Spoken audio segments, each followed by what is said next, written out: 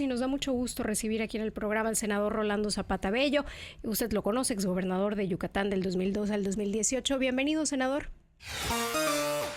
Hola, hola, muy buenos días. Qué gusto saludarles. Aquí Igualmente. estamos en esta mañana del lunes, iniciando la semana. Qué gusto Muchísimas. saludarles. No, hombre, al contrario, senador, muy agradecidos de verle y saludarle. Oiga, queríamos preguntarle, pedirle opinión. Hemos estado hablando aquí en el programa los últimos días del presupuesto de la Federación para los estados, el ramo 33, el ramo 28, que al final del día tenemos una dependencia importante del dinero que llega de la Federación y hay muchas dimes y diretes al respecto que nos bajaron en educación, en seguridad, que tenemos un problema y queríamos pedirle su opinión, senador. ¿Qué tal? Muy buenos días. Sí, efectivamente, en términos generales, el presupuesto en el ámbito federal tuvo disminuciones sensibles en las áreas de salud, en las áreas de educación, en las áreas de seguridad pública, en diferentes proporciones, es decir, en diferentes programas, en algunos, pues, tuvo crecimientos, pues, tal vez marginales, inclusive debajo del crecimiento de la inflación, por ejemplo, y en ese sentido, el efecto que se da es que el crecimiento, pues, no es en términos reales, como se dice. Si te aumentaron un 2%, creciste un 2% respecto al año anterior, pero la inflación está estimada en 4%, pues entonces el crecimiento no va a ser en términos reales. Va a haber un aumento, pero no un crecimiento en términos reales. Entonces sí hay disminuciones en términos generales, y ya haciendo la aplicación al caso de Yucatán, yo te diría que más o menos se quedó con los números que tenía el año pasado en esos fondos, en participaciones, aportaciones, ramo 33, digamos, nada más por allá hay un fondo para los municipios, el fondo municipal, de aportaciones municipales creo que se llama. Las aportaciones para municipios, las participaciones para municipios tienen dos componentes. Uno de esos componentes sí tuvo una disminución, más o menos como de un 10%, que pues yo creo que sí, pasó de 1,197 millones a 1,097 millones. Entonces, no es el mayor de los fondos de los municipios, pero sí, pues tendrá ya algunos efectos municipales. Senador, ¿por qué suele castigarse a los estados cuando les va bien en un rubro? Es decir, por ejemplo, en términos de seguridad, que Yucatán recibe menos en seguridad cuando pues es uno de los estandartes del estado. Pues mira, ahí lo que sucede es que lo que existe son fórmulas, y esas fórmulas pues no contemplan esas variables, y yo creo que está mal. Eh, es una muy buena pregunta la que haces, porque ahora que se dio la reforma constitucional para darle super facultades a la Secretaría de Seguridad Pública, Seguridad Ciudadana, Participación Ciudadana, Sí. que el secretario García Harfuch es quien la encabeza, y que vale la pena señalarlo, las senadoras y los senadores del PRI votamos a favor, pues porque consideramos que es facultad de la presidenta establecer cuál será la estrategia de seguridad, y la estrategia se basaba en esta secretaría para que coordine, para que haga la propia estrategia y la dirija y la coordine, tanto con las fuerzas de la federación como las estatales. Nosotros la aprobamos, pero lo que no hemos dejado de señalar es que no puede hablarse de una debida coordinación en seguridad si las policías locales, que son las que tienen la proximidad, la cercanía permanente en todo el territorio, en los 32 entidades federativas, en los casi 2,500 municipios, los policías estatales y municipales, no tienen recursos, no tienen los elementos básicos para poder tener equipamiento, capacitación, reclutamiento, vehículos, etcétera. Y lo que vemos, respondiendo a la pregunta en el presupuesto, pues es que no hay un crecimiento correspondiente a la expectativa que hay con esta estrategia nacional de seguridad, este cambio de mando, digamos, con las posibilidades que tendrán las policías locales. Claro. Con este presupuesto, la policía de Yucatán y sobre todo las policías municipales, pues podemos decir que tendrán alrededor de lo mismo que tuvieron en los años pasados y ya habían tenido en el sexenio anterior disminuciones y desapariciones importantes de fondos. Sí. Oiga, estamos platicando con el senador Rolando Zapata Bello. Senador, llamó la atención, no sé cómo lo interprete usted en términos políticos, el hecho de que todo este operativo que se hizo hace un par de semanas en el Estado de México, se metieron, si no me falla la memoria, 9 municipios, detuvieron funcionarios públicos, pero su opinión sobre... Pues Harfuch es un civil y es la primera vez que vemos en estos años que entran los civiles y no es la milicia la que se encarga de la operación. ¿Le llama la atención o estamos exagerando? Pues mira, yo creo que es parte de la estrategia que se ha planteado desde el hecho de que pues sea la Secretaría de Seguridad y Participación Ciudadana con el secretario García Harfuch quien dirija y coordine las operaciones. Lo que nosotros decimos es que la capacidad de fuerza de la Secretaría de García Harfuch es limitada. Okay. Realmente, la Guardia Nacional, que es quien tiene la mayor capacidad de fuerza, que era civil y estaba al mando de la Secretaría de Seguridad, que ahora se encuentra a su encargo, ahora ya forma parte del ejército, ya tiene un mando militar.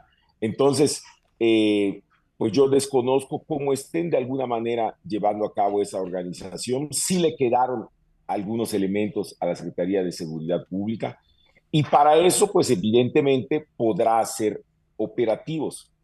Pero lo que yo sostengo en materia de seguridad, derivado de la experiencia del estado de Yucatán, es que tú no puedes únicamente estar yendo a hacer operativos por muy exitosos que sean, porque entonces vas a estar apagando fuegos en todos lados. Okay. Tú tienes que desplegar una estrategia territorial total donde en todo el territorio, como lo teníamos en Yucatán, en todo el territorio había una capacidad de fuerza, capacidad de reacción, coordinación, y cualquier cosa que sucediera, no había que hacer un operativo específico, sino que había una capacidad horizontal. Yeah.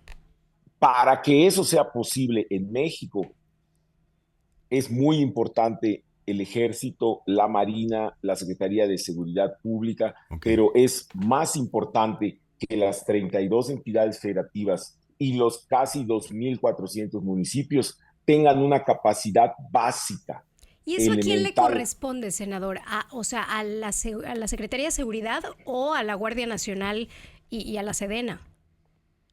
Bueno, en este caso, lo que aquí correspondería, yo pienso, es que a la Secretaría de Seguridad Pública y Participación Ciudadana, esta nueva secretaría que encabeza el secretario García Harfuch, nosotros creemos que él, como coordinador de toda la estrategia nacional, porque así quedó en la Constitución, es indispensable que una de sus estrategias sea impulsar el fortalecimiento de las policías locales. ¿Y cómo se impulsaría? Simplemente incrementando los fondos para la policía, para seguridad, específicos para estados y municipios. Ahorita, además, en la Constitución se modificó y se puso que los recursos que se dispongan para seguridad pública, que estén etiquetados para seguridad pública, tendrán una doble auditoría. Por un lado, los va a auditar de manera ordinaria la Auditoría Superior de la Federación, como todo recurso público, y por otro lado, la Secretaría de Seguridad Pública y Participación Ciudadana, García Harfuch, tiene la facultad de auditar que esos recursos no se desvíen. Y al decir desviarse, no decimos que se los roben, que los utilicen para otras tareas que no sean seguridad pública. Entonces, ahí existe una garantía y nosotros no dejamos de insistir, lo haremos esta misma semana en el Senado, no dejamos de insistir que se fortalezca a las policías estatales Sí. y municipales. Mientras esto no se haga, el territorio nacional no tendrá una Sí. debida cobertura, las policías municipales no tendrán la capacidad de hacer frente a un fenómeno delincuencial como el organizado. Eh, y bueno, pues muchas veces pues simplemente se pegan a la pared o no tienen la capacidad para responder. Sí, no, totalmente, totalmente cierto. Oiga, senador, una pregunta más que le queríamos hacer. Desde hace años, ya hablando en el plano local, nos alejamos un poco de seguridad.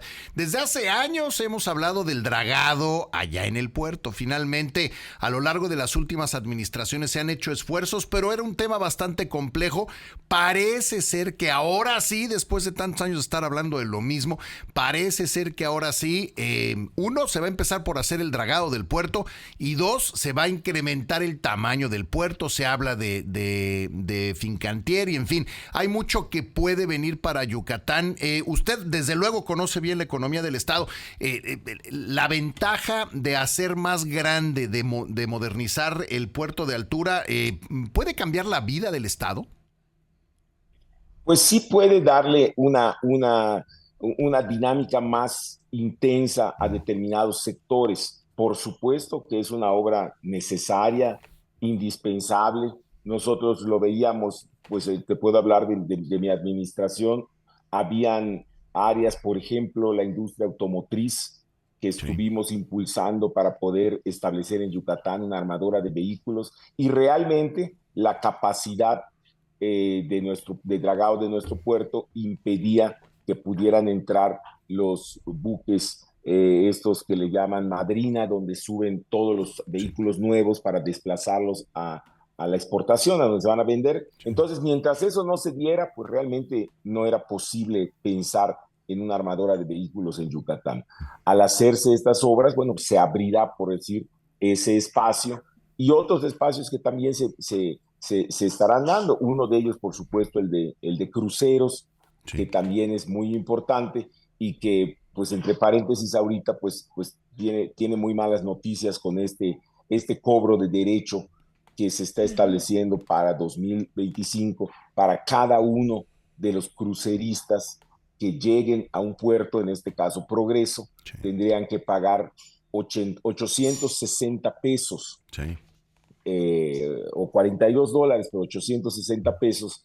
Y lo que nosotros creemos es que ese derecho de manera muy particular va a desincentivar Sí, claro. a las compañías navieras para desviarse a otros destinos del Caribe, pues que no sean México. Claro. Ujú. Sí, ese es un problema el que tenemos y además yo creo que, digo, yo supongo que nada más lo cobran una vez por tocar tierra, suelo nacional, porque lo que no me queda del todo claro es pasan a veces por Majahual, después van a Cozumel, o perdón, al revés, Majahual, Cozumel, y después llegan a Progreso. Entonces decíamos, bueno, no vaya a ser que quiten Progreso y se queden con los otros dos y nosotros perdemos a esos pasajeros, ¿no? Sí, y lo que es una realidad y hay que reconocer es que de estos destinos de crucero que tú ya mencionaste, Cozumel, Mahahual, u otros del país, Los Mm. Cabos, por ejemplo, Progreso todavía tiene un desarrollo incipiente o de Exacto. impulso.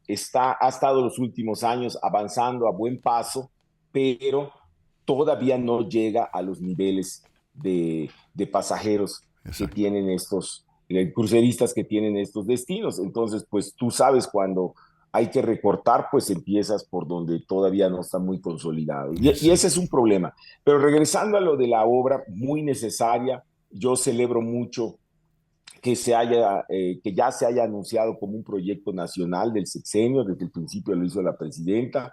Eh, yo lo único que espero es que a fin de cuentas la federación le meta dinero a este proyecto. Sí. Y lo digo con claridad porque, bueno, para este año 2025 observamos que no hay una asignación de recursos por parte del presupuesto federal para la obra de dragado del Puerto Progreso. No hay recursos. Vemos que ya va a iniciar la obra o que hay planes que inicie. Yo asumo que la obra iniciará con los recursos estatales que se han comprometido, que se ha comentado del crédito que el gobierno anterior adquirió. Es una posibilidad. Ya yo leía por allá alguna declaración de que el gobierno del estado aportaría recursos provenientes de ese crédito y la mayor parte, eso sí, la mayor parte la aportaría la federación. También hay que reconocer que este es un proyecto multianual, o sea, se llevará a cabo, no sé, tal vez en 2, 3 años, 4 años, no sé. Lo único que nosotros esperamos y confiamos es que la federación le meta dinero a este proyecto. Para 2025 no está anunciado así. No hay ni un peso para el proyecto. Bueno, esperemos que se arranque con lo del Estado y ya para el próximo año o a mediados de año, porque igual pueden haber modificaciones. Pero ese es otro tema. Las proyecciones que ha hecho, que se hicieron en el paquete económico, pues son proyecciones que se basaron, yo creo, en algunos datos que no son muy reales y eso a la postre va a reflejar afectaciones. Me explico. Se planteó que el crecimiento de la economía va a estar alrededor del 3%. Sí. Cuando que el Banco de México habla de un 1.2% y organismos internacionales, el Fondo Monetario Internacional, etcétera, están considerando un crecimiento de 1, máximo 1.5.